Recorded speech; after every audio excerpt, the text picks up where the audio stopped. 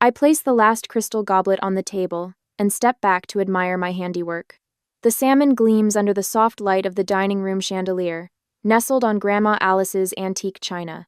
Vera, Lynn's beloved embroidered tablecloth drapes perfectly across the mahogany, not a wrinkle in sight.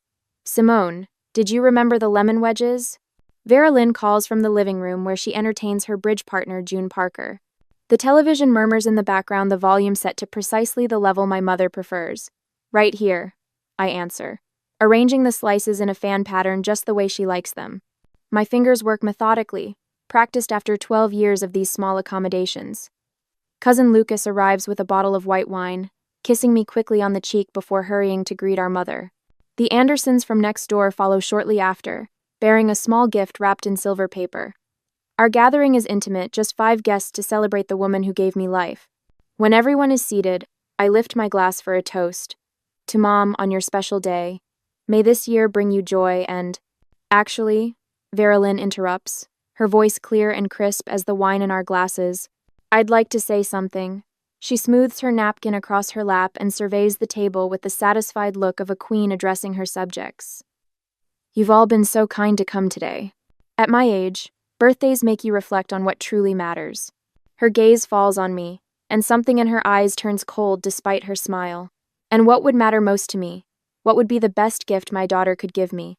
She pauses, her voice lilting upward like she's announcing a wonderful surprise. Is to leave my life. The room freezes.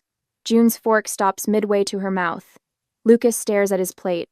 The silence stretches like pulled taffy, thick and uncomfortable. Mom?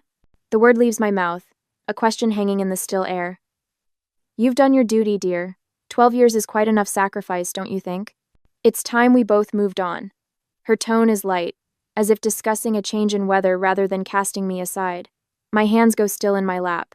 I can feel 5 pairs of eyes shifting between us, witnessing this moment when the ground beneath me crumbles away. I rise from my chair, napkin falling forgotten to the floor.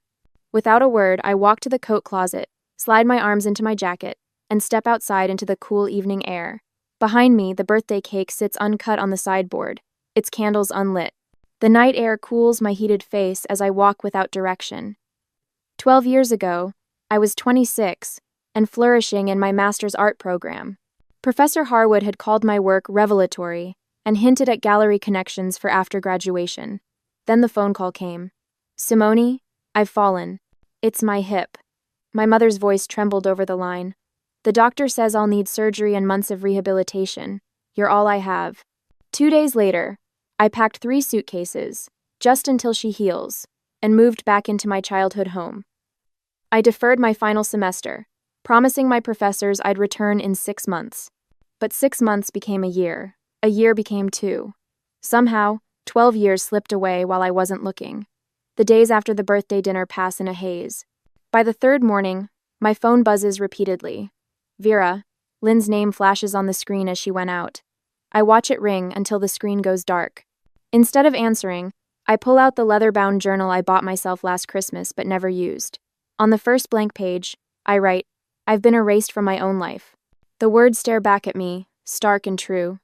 When I finish writing, I do something I haven't done since moving back home. I lock my bedroom door. The small click of the mechanism sliding into place sounds like freedom. As I sit on the edge of my bed, memories surface. I remember returning from a weekend art retreat to find my childhood bedroom repainted. The soft yellow walls I'd chosen were now beige. My mother had smiled, pleased with herself. Surprise! I thought the room needed refreshing. My art books had been rearranged, posters taken down, my space remade in her vision while I was gone. It was just one moment in 1,000 similar moments. Small erosions that accumulated until the person I was became buried beneath the person she needed me to be. I stand before the mirror now, studying my reflection. When did these fine lines appear around my eyes? When did my shoulders learn to curve inward like this? My art career, my friendships, even potential relationships, all sacrificed at the altar of filial duty. The woman in the mirror looks like a stranger, and I realize with startling clarity that I barely recognize myself. The next day, the fluorescent lights of First National Bank buzz overhead as I wait in line, clutching my account statement. A hollowness has settled in my stomach since the birthday dinner 4 days ago. I've barely spoken to Vera Lynn, our paths crossing in silent choreography around the house. Next customer, please. No. The teller Marlene, according to her nameplate, smiles as I approach. Her salt and pepper hair reminds me of my art professor from years ago.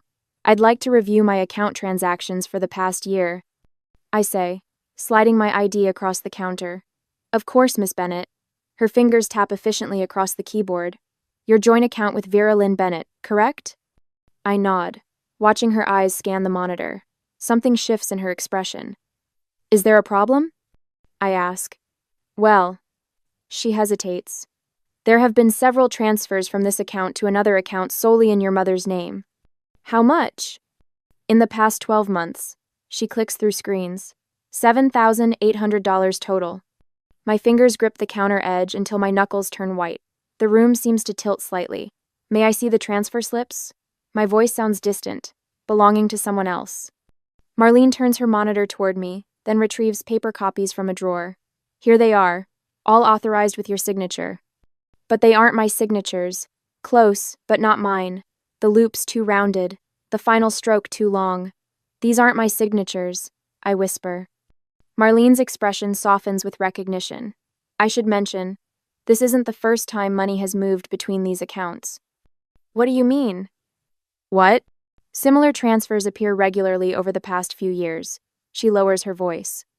Your mother told Mr. Dalton you approved all household expenses when she was in last month. The floor beneath me feels suddenly insubstantial.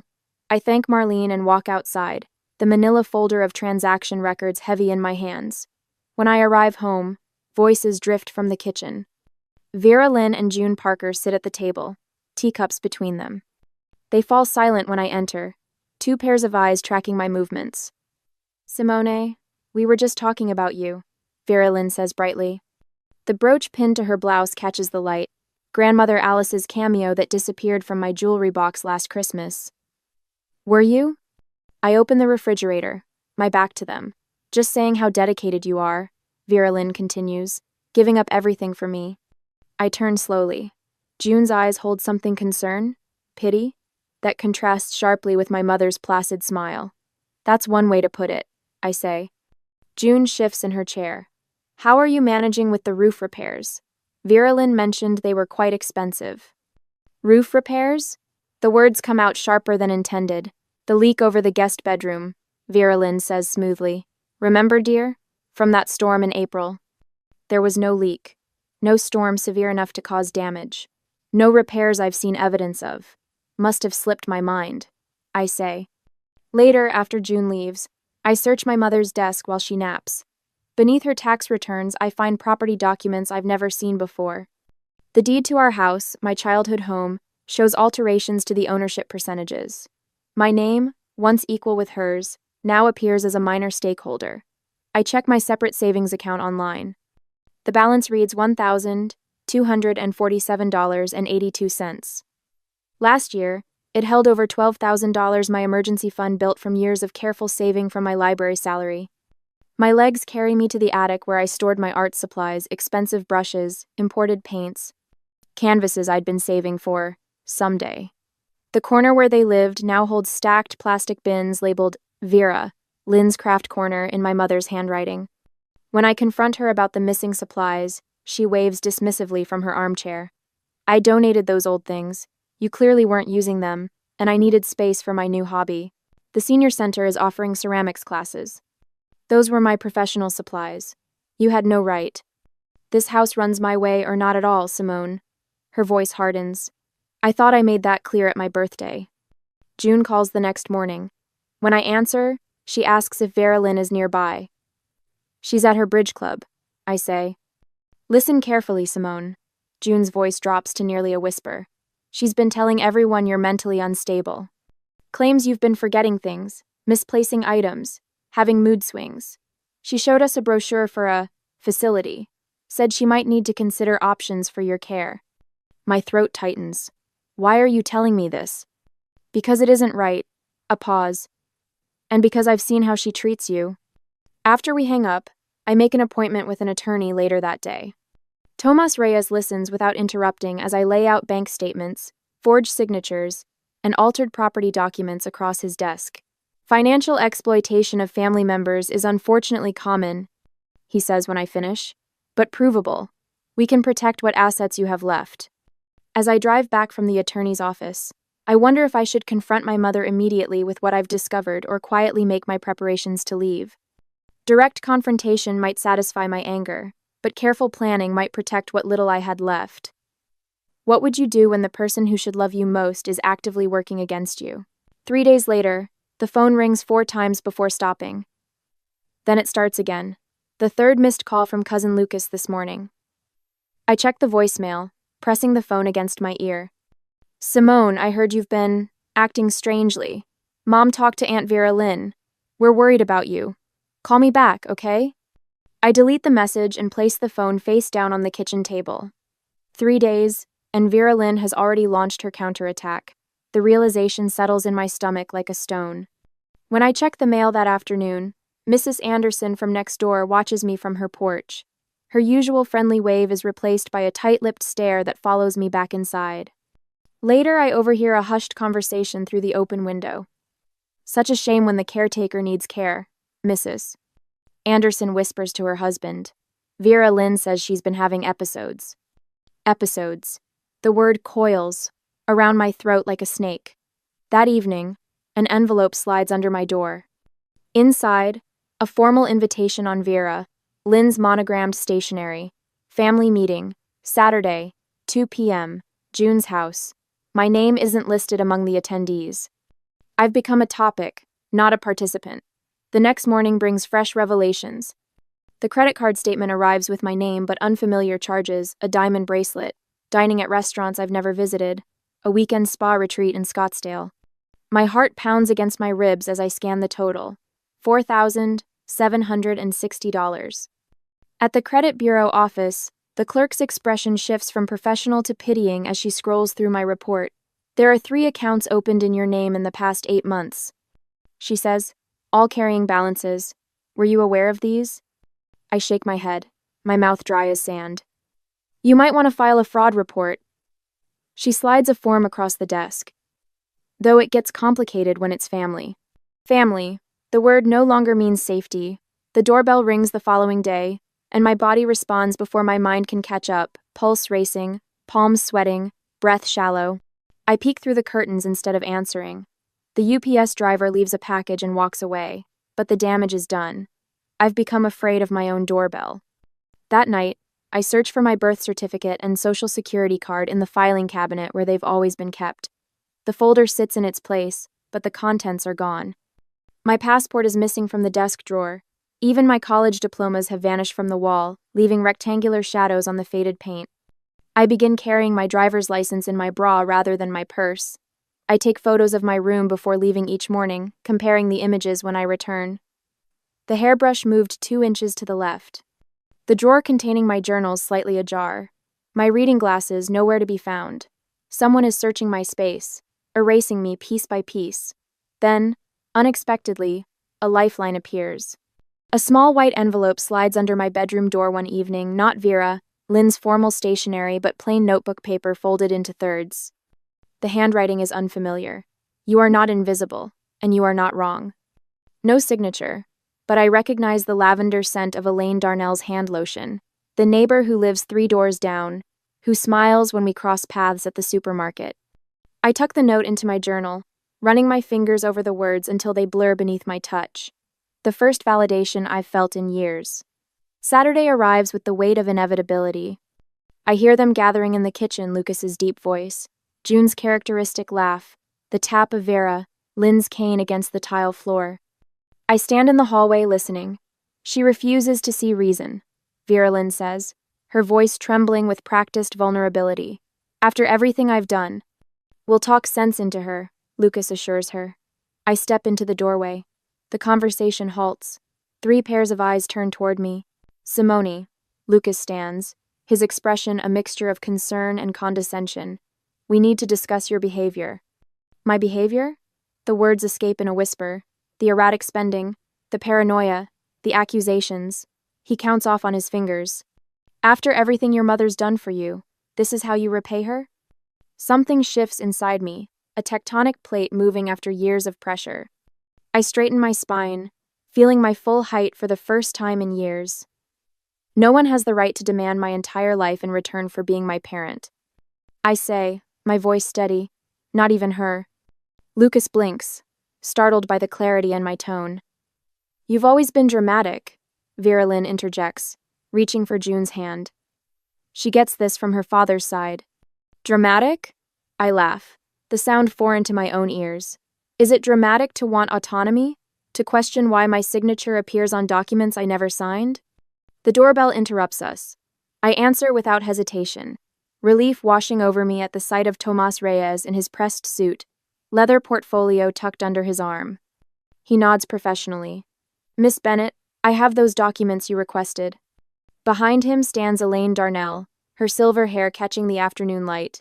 I hope I'm not intruding, she says, though her firm expression suggests she doesn't care if she is. I thought you might want a witness.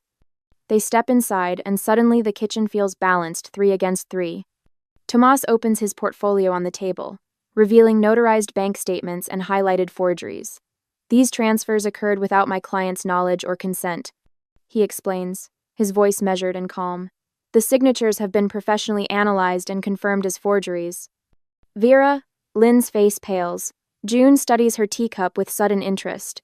That's impossible, Lucas begins, but his protest lacks conviction. It's all documented, Tomas continues, including the credit accounts opened in Miss Bennett's name without her authorization. I stand beside Tomas, aware that my voice no longer shakes when I speak. I'm freezing the joint accounts today and initiating legal separation of property. You can't do that, Vera Lynn snaps, the vulnerable act dropping away. I'm your mother. Being my mother doesn't entitle you to my identity, I reply. Elaine steps forward. I've witnessed Mrs. Bennett admit to signing her daughter's name on multiple occasions, claiming it was just easier that way. I'd be happy to provide a statement. Vera Lynn's mouth opens and closes without sound. The meeting ends with Lucas escorting my mother and June from the kitchen, his certainty visibly shaken. Tomas reviews next steps while Elaine makes tea. For the first time in 12 years, I feel the house expanding around me, making space for my presence. Hours later, after Tomas and Elaine have gone, I return from a walk to find the front door ajar. Inside, Vera Lynn stands in the living room, my suitcases open on the floor, her hands filled with my clothing. What are you doing? I ask. She doesn't look up. Packing your things. If you want independence so badly, you can have it. I watch her methodical movements, recognizing the final desperate maneuver of someone losing control. But this time, her actions don't fill me with fear. They set me free. 2 days later, the locksmith slides the new key into my palm, solid and gleaming. All done, ma'am. 3 exterior doors and 2 interior. Nobody's getting in without your say-so now. I close my fingers around the metal, feeling its teeth bite into my skin. Thank you. After he leaves, I walk through each room of the house, testing locks, mentally reclaiming territory. The master bedroom, once Vera Lynn's exclusive domain, now bears a brass deadbolt that only my key can turn. I've moved her things to the guest room while she was at June's yesterday. My phone buzzes with a text from Tomas. Bank accounts separated. Password reset on all financial portals. Documented 6 forged signatures so far. For 12 years, I've been the ghost in this house. Now I'm becoming solid again, one boundary at a time. When Vera Lynn returns that afternoon, her key slides uselessly against new tumblers. I watch through the curtains as confusion crosses her face, followed by indignation. She jabs the key harder, twisting with increasing force until her knuckles whiten. When she finally looks up, our eyes meet through the window. The shock on her face is worth every penny I paid the locksmith. I open the door just enough to speak through the gap. Your things are in the guest room. We need to talk about the forged signatures at the bank. This is ridiculous, she sputters, her voice rising to carry to the neighbors' houses. My own daughter locks me out of my home. My home, I correct her, voice steady. The deed shows I've owned it since Grandma Alice passed. The deed you tried to alter. My home. Her performance falters momentarily before she recovers, eyes brimming with rehearsed tears. I'm calling Lucas. The family needs to know what you're doing. Go ahead, I say, closing the door softly. That evening, My phone lights up with a call from June Parker. I nearly decline it, assuming she's acting as Vera, Lynn's proxy, but something makes me answer. Simone? It's June. Her voice sounds different, hesitant, without the usual confidence she displays at my mother's side. Vera, Lynn's called an emergency family meeting at my house tomorrow. She's telling everyone you've had some kind of breakdown. My stomach tightens. I expected as much. I thought you should know what she's planning. June pauses, then adds, I could record the conversation, let you hear what she's saying behind your back. The offer surprises me. Why would you do that? Because some things she's claiming don't add up. She said you stole money from her accounts, but I was there when she bragged about using your credit for that cruise last year. Said you'd never notice. I press my hand against the wall to steady myself. She told you that? And more. I kept quiet too long because she was my friend first. That was wrong of me. After we hang up, I sit at my kitchen table, spreading out the financial documents Tomas helped me gather. Each paper represents another betrayal: forged checks, credit accounts opened in my name, transfers from joint accounts. The evidence forms an undeniable pattern. The next morning, my phone rings again. It's Lucas, his voice uncharacteristically subdued. I just left June's 10. Your mom's saying some pretty extreme things about you. Let me guess. I'm unstable, ungrateful, possibly stealing from her? His silence confirms it. Some of what she's claiming doesn't make sense. She said you've never paid toward household expenses, but I remember you mentioning taking a second job to cover the roof repairs last year. The repairs she arranged without telling me, then forged my signature for payment? I keep my voice calm, factual. Lucas, I have the documentation, actual proof, not just accusations. Another silence. I'd like to see it, if that's okay. Come by tomorrow. I'll show you everything. That night, Tomas calls with updates on the legal documentation he's preparing. We've established a clear pattern of financial exploitation, he says. With the bank records and the forged signatures, we have enough for a formal complaint. While we talk, Elaine from next door drops by with a homemade casserole and helps me rearrange the living room furniture. We move Vera, Lynn's heavy wingback chair, to the basement and bring my reading chair down from the attic, where it's been stored for years. The room already feels more like mine. How are you sleeping? Elaine asks, straightening a lamp on the side table. Last night was the first time in weeks I didn't wake up at 3 a.m., wondering what she'd do next. I admit, good, that's a start. After Elaine leaves, June calls again. Vera, Lynn's changing her story now. Yesterday you were irrational and dangerous. Today she's saying you're just confused and need family intervention. Because the dangerous narrative wasn't working? Exactly. Some of the family is starting to ask questions she doesn't want to answer. I thank her for the information, feeling a strange mix of vindication and sadness. When June offered to help me expose my mother's manipulations to the family, I hesitated. Would bringing everything into the light finally free me from her control, or would it just drag me deeper into a conflict I was trying to escape? The next day, Lucas actually comes by as promised. He sits at the kitchen table, carefully reviewing each document I place before him. His expression grows increasingly troubled as the evidence mounts. Why didn't you say something sooner? He finally asks. Would you have believed me over her? His silence is answer enough. As Lucas is leaving, my phone rings. It's Vera Lynn, her voice wobbling dramatically. Simone, I'm terribly ill. The doctor says it's my heart. I need you to take me in again. After everything we've been through, you can't turn me away now. I close my eyes, recognizing the familiar manipulation tactic. But this time, instead of rushing to help, I simply say, I'll have Lucas drive you to the emergency room. If the doctor confirms it's serious, we can discuss next steps. Her startled silence tells me everything I need to know. The old tactics won't work anymore. For the first time in 12 years, I'm writing my own story. 2 days later, the doorbell rings at precisely 8 in the morning. I open it to find Vera Lynn leaning heavily on a cane, her face drawn with exaggerated pain. Chimone? She wheezes, clutching her chest. I need to come in. The doctor says my heart isn't good. I step aside wordlessly, watching as she limps dramatically into the living room. The same living room where she once told me to leave her life. Now she wants back in. You look terrible, I say, not unkindly. Should I call an ambulance? No. The word comes too quickly. I just need rest. And my daughter. She sinks into the armchair, my armchair now, and closes her eyes. The medication makes me so tired. When I turn to get water, I catch her reflection in the hallway mirror. Her grimace vanishes, replaced by calculation as she surveys the room, taking inventory of what might still be hers. The doorbell rings again. Lucas stands there, hands jammed in his pockets. I heard your mom was sick. Thought I should help mediate things. His eyes dart between us, uncertain where loyalty should land. Perfect timing, I say. Come in. Vera Lynn immediately doubles over, hand pressed to her heart. Lucas, thank goodness. Tell Simone how serious this is. Lucas shifts uncomfortably. Actually, I interrupt, walking to the bookshelf where I've placed a manila folder. I have something for both of you. I pull out copies of bank statements, each transfer highlighted in yellow.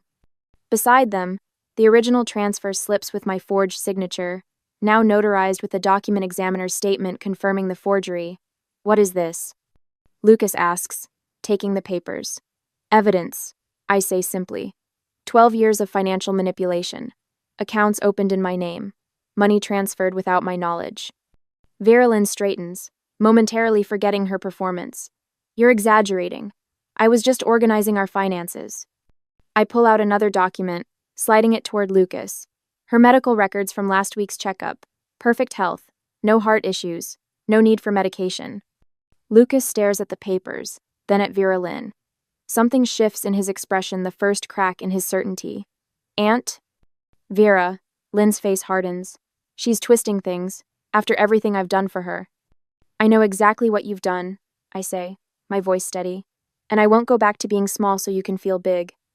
Lucas looks at me, really looks at me, perhaps for the first time. These signatures aren't yours? Number, I meet his gaze. And I suspect you've signed things for her too. His silence confirms my suspicion. Vera Lynn stands, suddenly forgetting her heart condition. This is ridiculous. I took care of you your whole life. One little fall, and you abandoned your own mother. You didn't fall, I say quietly. The room goes still. Excuse me? Vera Lynn whispers. I called your doctor last week. There was no fracture 12 years ago. Just a bruise. You could have managed alone after a few days of rest. Lucas turns to Vera Lynn, color draining from his face. Is that true? Her mask slips completely. The helpless mother vanishes, replaced by cold fury. She would have left me, just like everyone else. I needed her here. So you lied, Lucas says, for 12 years. I walk to the closet and pull out a suitcase I packed 2 days ago, placing it by the front door. The living room around us bears little resemblance to what it once was. I've replaced her beige walls with warm terracotta. Her formal furniture has given way to comfortable pieces in rich, earthy tones. My paintings hang where her bland prints once dominated. What's this? Vera Lynn demands, pointing at the suitcase. Your things, I answer. Just your things. She lunges for a crystal vase on the side table. This is coming with me. It was my mother's. It was Grandma Alice's, I correct her firmly. Not yours, and it stays with me. Her hand freezes mid-reach. For the first time, she seems uncertain. Lucas steps between us. Aunt, let's just take what's in the suitcase. You're taking her side? Vera Lynn spits the words. I'm trying to do what's right, he says quietly. Vera Lynn turns to me, tears filling her eyes on command. After everything we've been through together, no one will ever love you like I do. The words hang in the air between us. I've heard them so many times before the ultimate manipulation, the final trap. But this time, they sound different to my ears. Thank God for that, I say. Lucas guides Vera Lynn toward the door, her protests growing louder with each step. I watch them go, feeling nothing but a profound relief. The door closes behind them, and the house seems to exhale with me. 2 weeks later, Elaine brings over coffee and news. Vera Lynn moved in with your cousin Margaret in Phoenix, she says. The family's in quite an uproar. Will they ever speak to me again? I ask, surprised to find I care about the answer. Elaine shrugs. Some will, some won't. Does it matter? I consider this as I run my fingers along the spines of books I've brought out of storage. Less than I thought it would. Later that evening, I find a box I haven't opened since moving back home. Inside lies my old sketchbook from art school, filled with half-finished drawings and ideas for projects I never completed. The pages fall open to a self-portrait, abandoned mid-stroke, the outline of a woman with no face. I touch the empty space where my features should be, feeling the indentation of pencil on paper. Tomorrow I'll buy new pencils. A year later, I have built something for myself. I position my easel near the window, the one I wasn't allowed to open for 12 years because the draft would ruin the curtains. Now, sunlight streams across my canvas, illuminating the half-finished landscape. Outside, spring unfurls in bursts of color that I'm trying to capture with each brush stroke. "That's coming along beautifully, Simone," says Professor Winters, leaning over my shoulder during our community art class. "Your use of light is remarkable." I nod my thanks, still unaccustomed to praise. 3 months ago, I could barely hold a paintbrush without hearing Vera, Lynn's voice in my head. Art is a hobby, not a life plan. Now my walls display my vibrant paintings instead of her beige prints of faceless Victorian women. This morning I bought coffee without calculating whether the expense would trigger questions. Last week I rearranged furniture without asking permission. Small freedoms that feel enormous. The timer on my phone chimes, company arriving in an hour. 1 year after the birthday dinner that shattered my world, I'm hosting my own gathering. The salmon is already marinating my recipe, not hers. I've draped my newly purchased tablecloth across the dining table, its pattern bold and geometric where Vera Lynn's had been delicate and fussy. When the doorbell rings, I open it to find Thomas and Elaine carrying a bottle of wine and wildflowers. "These are from my garden," Elaine says, handing me the colorful bunch. "For your new beginning."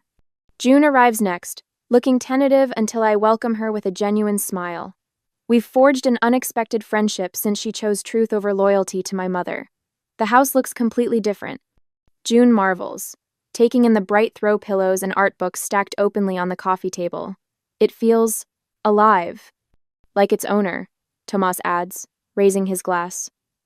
During dinner, Lucas asks the question I've been anticipating. "Have you heard from Vera Lynn?" The table quiets. A year ago, this question would have paralyzed me with guilt and anxiety. She's still with cousin Margaret in Arizona. I answer evenly. We exchange birthday cards. No bitterness colors my voice, just simple facts delivered without apology or explanation. Later, as we gather around the dessert, I've baked a lemon tart that would have been deemed too tart in the old days. Tomas raises his glass. To seeing ourselves clearly at last. And to those who helped us see, I add, meeting each of their eyes in turn. The next morning, I kneel in the back garden, digging small holes for the lavender and mint seedlings. The soil feels cool between my fingers as I create homes for these fragrant plants that will eventually spread their roots and thrive. Inside, the spare bedroom waits for its transformation. Paint samples in shades of gold and terracotta line one wall. A drafting table sits in the center, and brochures about teaching art therapy classes at the senior center lay open on its surface.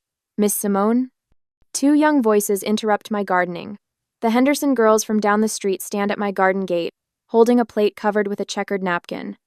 "Mom made apple cinnamon muffins," says 8-year-old Katie. "She said to bring you some because your garden makes her feel braver." "Braver?" I ask, accepting the plate. "She started painting again," explains 10-year-old Abby. "She says if you can make beautiful things after everything, maybe she can too." After they leave, I sit on my garden bench, the plate of muffins beside me. I pull out my journal, no longer hidden but displayed proudly on my nightstand, and write. Maybe I wasn't meant to be seen by them, but to see myself. As I plant new roots in the garden that is finally my own, I wonder if true freedom comes from cutting ties completely, or from maintaining them at a safe distance. What would you choose? Clean breaks or careful boundaries? I'm halfway up the stairs when Dad's voice drifts down from the attic. She's already home by 3:30, perfect timing for when Fiona needs breaks. My foot freezes mid-step. They're talking about me. Again. I press my back against the wall, my heart suddenly a hammer against my ribs. And she's paying such low rent, she can certainly help with the baby. It's the least she can do. Mom's voice has that practical tone she uses when settling matters without input from those affected.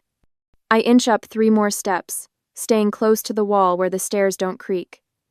The attic door stands ajar, spilling soft yellow light onto the landing. Mom and Dad hover near the dormer window, admiring what should be storage space filled with Christmas decorations and forgotten photo albums. Instead, I glimpse pale green walls, a white crib, and a rocking chair I've never seen before. A nursery. They've built a nursery in our attic. For Fiona's baby. The one she announced 3 months ago after breaking up with Kevin. The baby that's apparently now part of my future, too. My stomach twists into a knot so tight I can barely breathe. They've planned my life without asking again, as if my time belongs to them. As if my career teaching art to middle schoolers is just a hobby until I'm needed for something important. Last week's family dinner flashes through my mind. Dad cutting me off mid-sentence as I described my student's mural project. "That's nice, honey." He'd turned to Fiona immediately after. "Now tell us more about this marketing position. Sounds like a real potential breakthrough."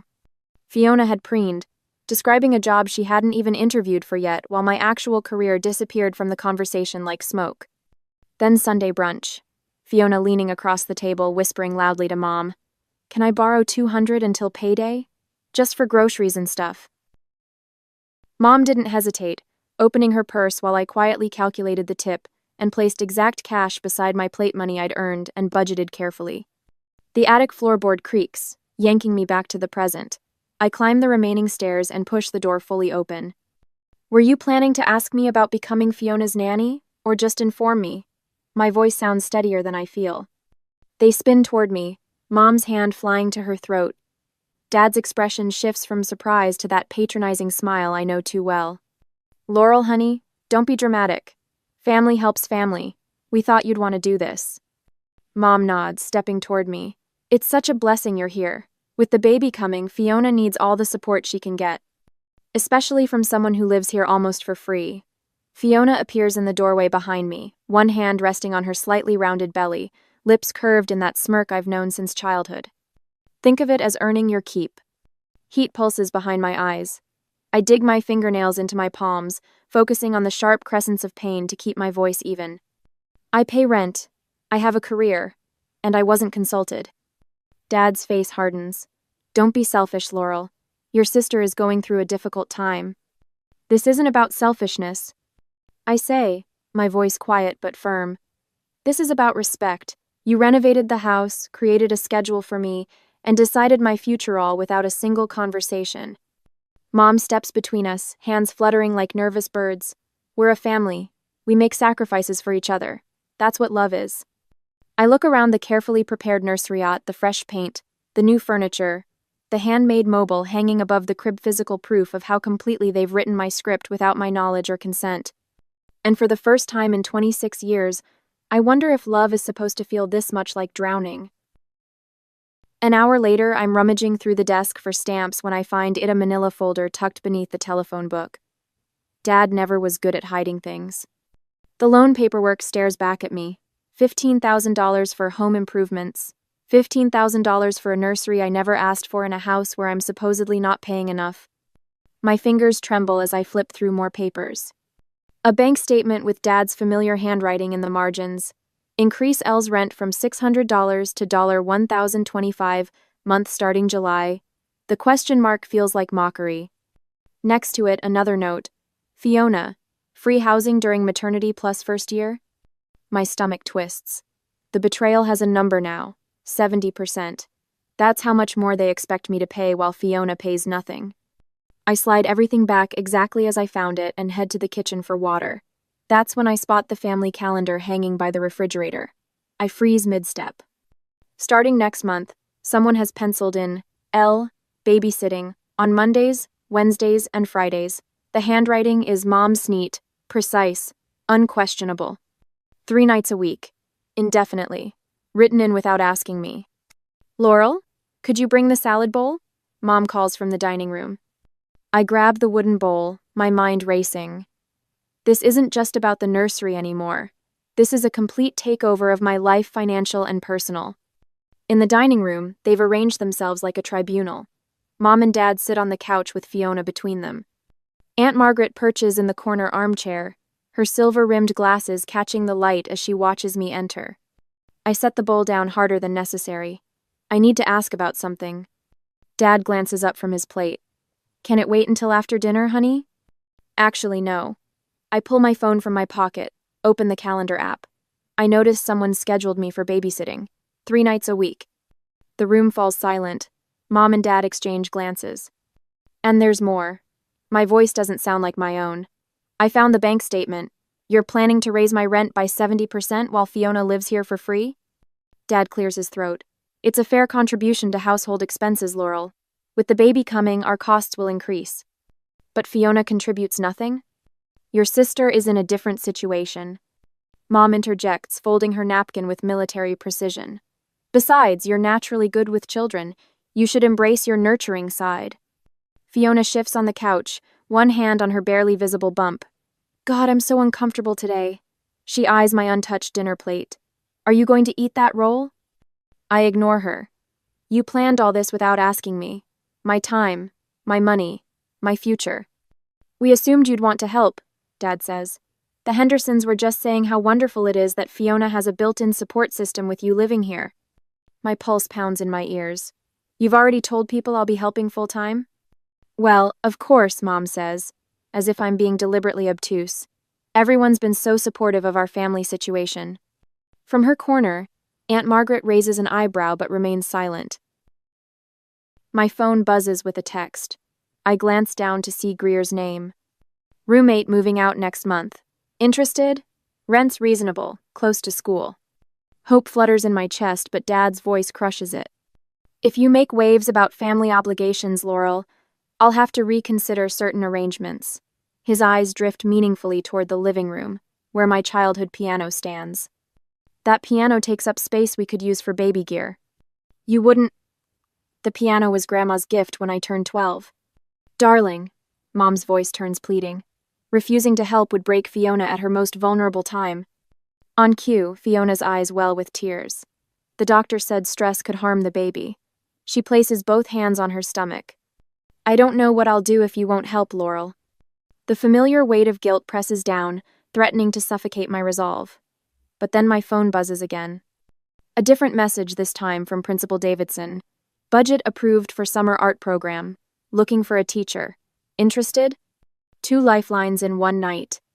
I tuck my phone away, unable to answer either message with my family watching. But for the first time in weeks, I feel something besides dread. I need to think about all this, I say, pushing back from the table. Excuse me. In my room, I close the door and press my forehead against the cool wood. My hands still shake, but not just from anger now. My phone buzzes a third time. Aunt Margaret. You're right, this isn't fair to you. Call me tomorrow. I sink onto my bed, staring at the message. 5 simple words. This isn't fair to you. The first acknowledgement that I'm not crazy, not selfish, not wrong for wanting my own life. Would I sacrifice my independence, career growth, and savings to become an unpaid nanny for a sister who's never shown me respect? Or would I risk being labeled the family villain by choosing myself for once? The answer feels both terrifying and obvious. I wake to the buzz of my phone at 3:14 a.m. Fiona's name flashes on the screen, the 3rd night this week. My body knows the drill before my brain catches up, feet finding slippers, hand-grabbing robe, eyes still half closed. Coming. I text back, not bothering to ask what she needs. The hallway stretches dark and silent as I shuffle toward her room. A floorboard creaks under my weight and I freeze, hoping I haven't woken Mom and Dad. They need their rest for tomorrow's special family dinner, the one where I'll apparently be introduced to my new role as Fiona's childcare assistant. Fiona's door stands ajar, her bedside lamp casting a soft glow across rumpled sheets. She's propped against her pillows, phone in hand, thumbs tapping rapidly. Thank God, she says without looking up. I'm starving. Could you make me a grilled cheese?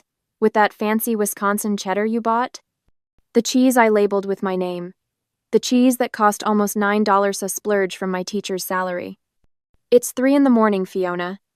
The baby's hungry. She pats her stomach, still only showing the slightest curve. Doctor said I should eat when I need to. You wouldn't want to harm your niece or nephew, would you? The familiar weight settles on my chest, that mixture of obligation and resentment I've carried since childhood. I turn toward the door when her phone chimes. She giggles, tapping out a response. Who's texting you at 3 a.m. about your cheese emergency? I ask. Just Melissa. She doesn't look up. Girl stuff. I step closer, catching the screen before she can turn it away. A group chat labeled Baby Shower Committee shows multiple messages. The latest reading. Is she making you food yet? Lol. My blood turns to ice, then fire. This was practice, wasn't it? My voice comes out steadier than I feel. To see if I'd drop everything when you called.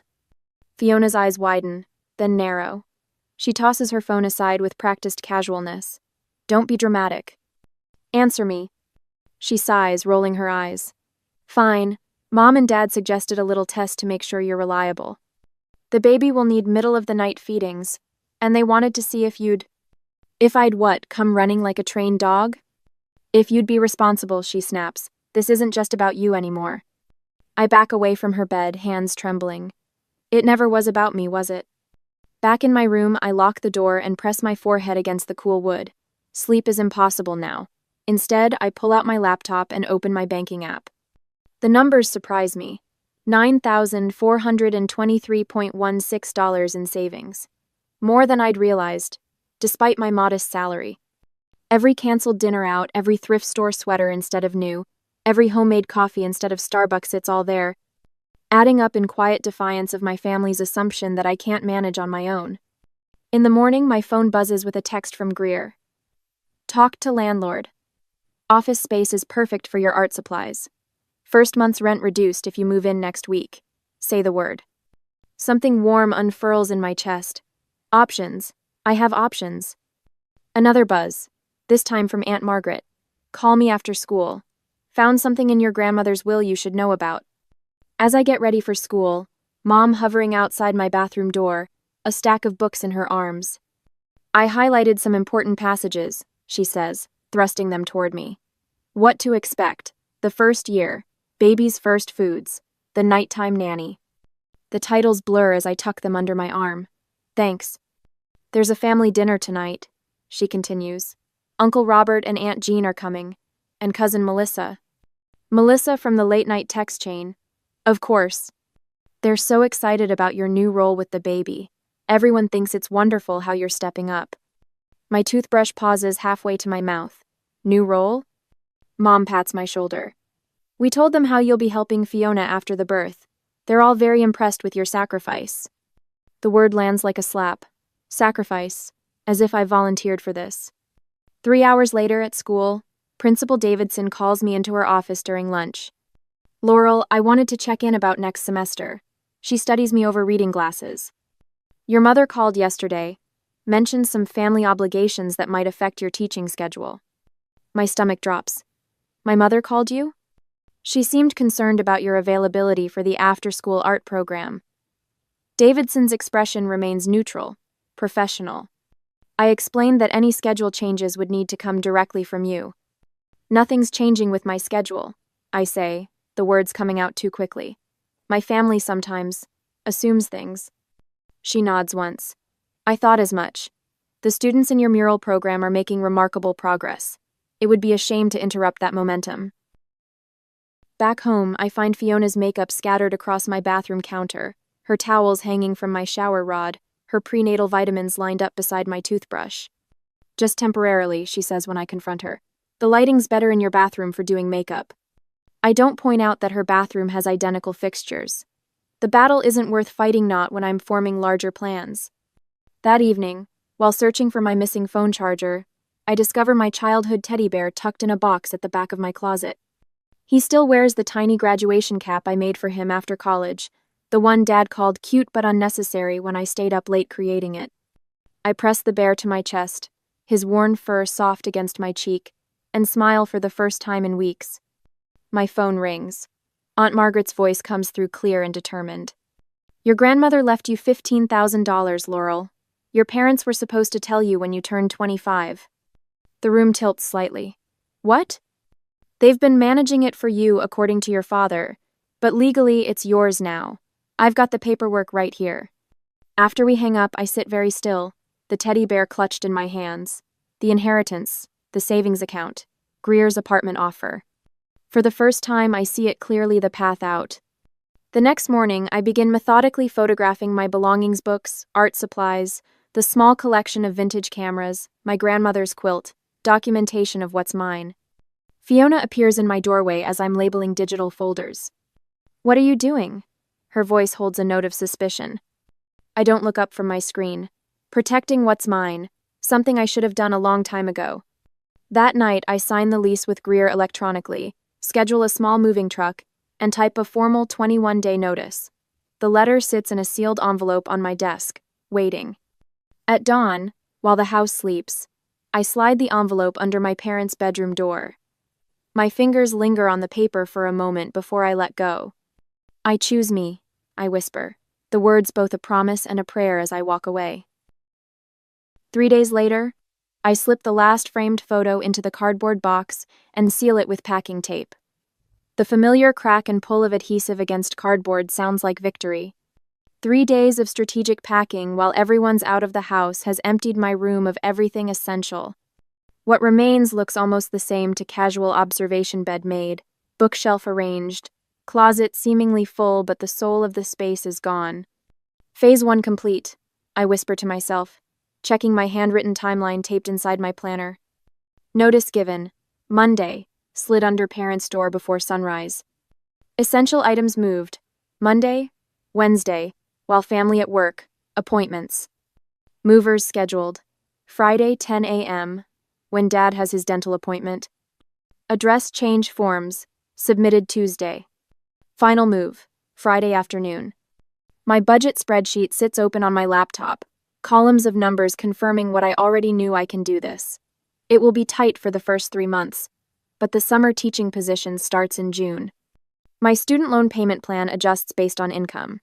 I've calculated groceries, utilities, transportation, and even built in a small emergency fund. Independence has a price. I'm finally ready to pay it. The front door slams downstairs, followed by Dad's heavy footsteps home early. I close the laptop and slide it into my teaching bag. I've learned to keep my most important possessions with me at all times. Friday arrives with gray clouds that match the mood in the house. Mom hasn't spoken directly to me since finding my notice. Dad alternates between stony silence and abrupt lectures about family loyalty. Fiona watches me with narrowed eyes, as if trying to solve a puzzle she didn't know existed. I back my car down the driveway at 9:30, planning to meet the movers at the storage unit first. Suddenly, Dad's SUV appears, blocking me in. He climbs out, keys dangling from his finger. "We need to talk about this nonsense," he says, face flushed. "You're not thinking clearly." I grip the steering wheel tighter. "I've thought about nothing else for weeks.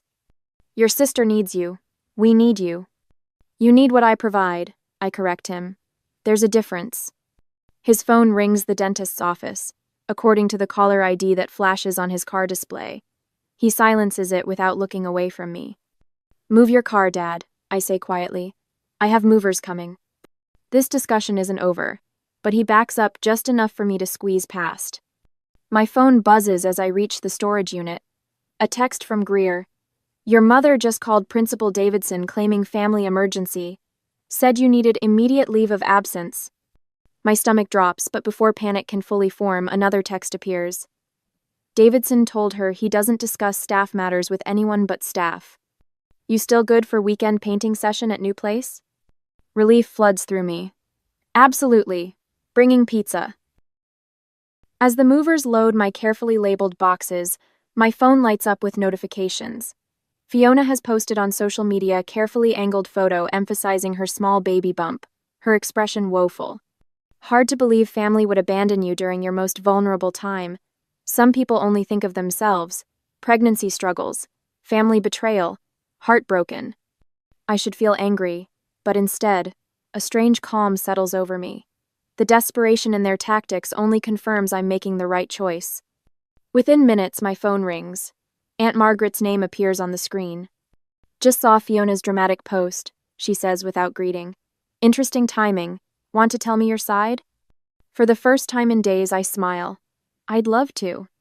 By afternoon, 3 cousins have texted offering help with my move. Uncle Robert comments publicly on Fiona's post. Interesting how different this story sounds from both sides. Cousin Jessie shares my contact information with friends who need an art teacher for their children's summer camp. When I return for my final boxes, Principal Davidson's sedan is parked in front of my parents' house. Through the living room window, I see him speaking with my mother, his posture professional but unyielding. He catches sight of me through the glass and gives an almost imperceptible nod. Greer helps me document my remaining belongings with photographs before the final load. Just in case anything mysteriously disappears, she says, snapping pictures of my bookshelf. Jackson, the school counselor who's become a friend, texts, "If you want a mediator for a family meeting later, I'm available. No pressure either way. Your boundaries are valid." As we finish loading, Mom appears in the doorway, phone clutched to her chest. "Nobody can help with the baby," she says, voice thin with disbelief. "I've called everyone."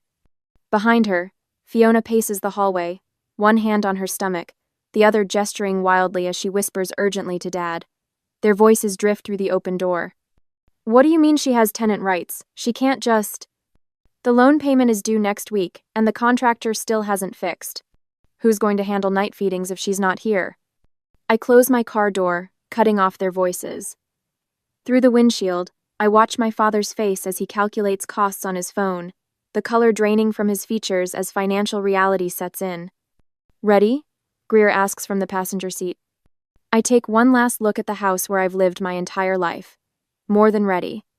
As we pull away, the rearview mirror shows 3 figures in the doorway, suddenly small and uncertain without their backup plan. 3 months after leaving, another storm comes. I heard the doorbell at precisely 6 o'clock one Sunday evening. 3 short rings, impatient and demanding. My parents never could resist the urge to arrive 15 minutes early to everything. Right on cue. I murmur to the empty apartment, checking my watch. The folder sits on my coffee table, its edges perfectly aligned with the corner. 3 months of meticulous documentation inside, organized by date and category. The culmination of a lifetime of being the responsible one. The doorbell rings again, longer this time. I take a deep breath, walk to the door, and swing it open. Mom clutches a bulging photo album to her chest like a shield. Dad stands behind her, hands in pockets, eyes surveying my building's hallway with thinly veiled disapproval. The forced smile on his face doesn't reach his eyes. "Honey," Mom pushes past me without waiting for an invitation. "We've been so worried about you." Dad follows, nodding curtly. Place is compact. I close the door, watching as they take inventory of my new home. 2 bedrooms, 1 bath, a small but functional kitchen, nowhere near as spacious as their house, but entirely mine. Well, mine and Greer's. Mom perches on the edge of my couch and pats the cushion beside her. "Come sit. I brought our family albums. Remember this?" She flips to a page of me at 8 years old, gap-toothed and beaming beside a science fair project. "You've always been part of our team. Don't you remember how we've always been there for you?" Dad clears his throat. "Look, we can work something out. What if we drop your rent? Just help 3 nights a week. That's reasonable." My phone buzzes on the counter. Fiona's name flashes on the screen. I put it on speaker. "Laurel?" Her voice wavers, thick with tears. "The baby kicked today. Your nephew. He won't even know his aunt if you abandon us now." A perfect trio of manipulation. I almost want to applaud the coordination. "Are you finished?" I ask quietly. Mom blinks. "Sweetie, we're trying to—" Number. I reach for the folder and open it.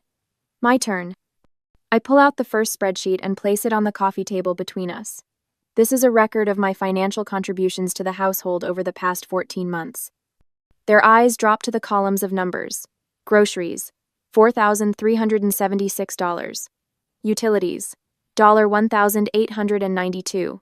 Home repairs I paid for, $987. I documented every time I rearranged my teaching schedule to accommodate Fiona's needs. I slide another page forward. 23 separate occasions highlighted in yellow. And this is the journal I started keeping after the 3rd time Fiona borrowed my car and returned it empty. Dad shifts uncomfortably. "Laurel, this is petty. Family doesn't keep score." Interesting perspective. I extract a bank statement showing 14 months of on-time rent payments, placing it beside a blank space where Fiona's contributions should be. Apparently, some family members don't need to contribute at all. Mom's face flushes. Fiona's situation is different. Yes, it is. I slide over screenshots of text messages between my parents, dated 5 months ago. "You knew about the pregnancy 2 months before telling me. You were already planning my role before I even knew about the baby." My calendar follows, color-coded and annotated. I was already contributing over 15 hours weekly to household tasks while working full-time. The new schedule you created would have required me to drop my supplemental health insurance. I tap the medical statement showing the coverage I would have lost. The coverage that pays for my asthma medication. The silence stretches between us, tight as a wire. I was never your daughter needing support. My voice remains steady despite the heat in my chest. I was your backup plan, your safety net. The reliable one who would sacrifice everything because family helps family, but only when the family member is me. Mom's eyes fill with tears. That's not fair. No, it wasn't. I stand, straightening my shoulders. I've accepted a summer teaching position with the district, advanced placement art for gifted students. The schedule would have been impossible with your demands. But, Dad starts. I'll visit as family, I continue, not as free labor. I'll be Aunt Laurel who brings presents and plays with her nephew, not unpaid childcare with no say in my own life. Fiona's voice breaks the silence, still coming through the speaker. But who's going to help me if you don't? The naked desperation in her question hangs in the air between us. For the first time, I see real fear in my father's eyes as he calculates what my absence actually means. The renovation exceeded budget by $7,000, he admits finally, rubbing his temple. We thought with you helping Fiona, we could manage the payments. Mom looks down at her hands. We never considered your teaching requirements. We just assumed. That I would conform to whatever plan you made. I finish her sentence. You always have. Fiona's voice again, smaller now. I don't know how to do this alone. You're not alone, I tell her. You have Mom and Dad. You have options for childcare that don't involve exploiting your sister. You have choices just like I did. I walk to the door and open it, a clear signal our conversation is ending. In the hallway sits a cardboard box filled with items from my childhood bedroom. My debate trophies, art supplies, books with broken spines from countless readings. Someone has been to my old room. I look back at my parents, who stare at the box with matching expressions of guilt. I'll help you carry this inside, Dad says quietly, the first genuine offer he's made in months. 6 months later, I stand in the center of my living room, breathing in the scent of fresh coffee and acrylic paint. 6 months in my new apartment, and it finally feels like mine, not a temporary shelter but a home. Sunlight streams through curtains I chose, illuminating the wall of student artwork I've carefully framed. The principal's words still echo in my mind from yesterday's ceremony. Laurel Ellis has transformed our art program in just 1 year, showing students that creativity isn't a luxury, it's essential.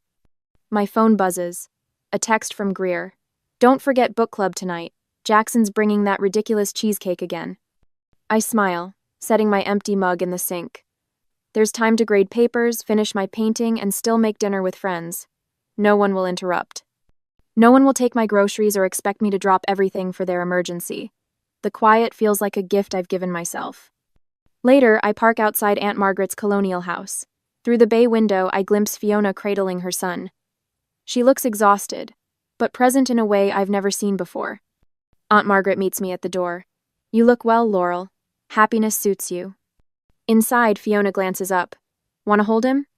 I take my nephew, this tiny person who almost became my unwanted responsibility. He has Fiona's nose and curious eyes. I can watch him Saturday afternoon if you want to attend that parenting class. I offer, the words feeling different now that they're my choice. I'm happy to be his aunt. That was never the problem. Fiona nods, understanding flickering across her face. Thanks, I'd like that. Aunt Margaret mentions that Mom and Dad are meeting with financial advisors next week. The renovation debt has them underwater, and Fiona's temporary stay with Aunt Margaret has stretched longer than expected. Small consequences for attempted theft of my future, but consequences nonetheless. Fiona's registered for the parenting course at the community center. Aunt Margaret says, pride warming her voice. 3 sessions already. Fiona shrugs but can't hide a small smile. The instructor doesn't sugarcoat anything, says I need to grow up faster than my son does. I hand the baby back, pulling out my calendar. I can do 2 Saturdays a month. That works with my schedule. The boundaries feel like armor, protecting the life I've built. The following evening, Greer raises her glass across our favorite restaurant table. Jackson and 4 other teachers join us, celebrating the end of the school year. To surviving our first year, Greer announces, and to Laurel's award-winning program. Aunt Margaret arrives as dessert is served, carrying a small wooden box. This belonged to your grandmother. It should have been yours years ago. Inside lies a delicate silver paintbrush with an engraved handle. I remember it from childhood visits, how Grandma would let me hold it while she worked. She wanted you to have it when you became a teacher, Aunt Margaret explains. She always saw your path clearly. Later that week, I meet with Tessa, a first-year teacher struggling with family expectations. They want me to move back home, she confesses. Say it's wasteful to pay rent when they have a perfectly good basement. I share my resource guide on financial independence. Sometimes the healthiest thing you can do is create distance. At home, I notice Mom's letter on my desk, still unopened after 2 weeks. We took you for granted because you were always reliable, she wrote in the only line visible through the envelope's window. I place it in my journal and turn to my easel, where a canvas blooms with color in my home office, a room that would have been impossible in my parents' house. Sometimes the most selfless thing you can do is protect yourself first. If you were in my position, would you have left completely or tried to negotiate better terms? Do you believe my family can learn to respect boundaries, or is convenience their true priority? Share your thoughts in the comments. What family boundary changed your life?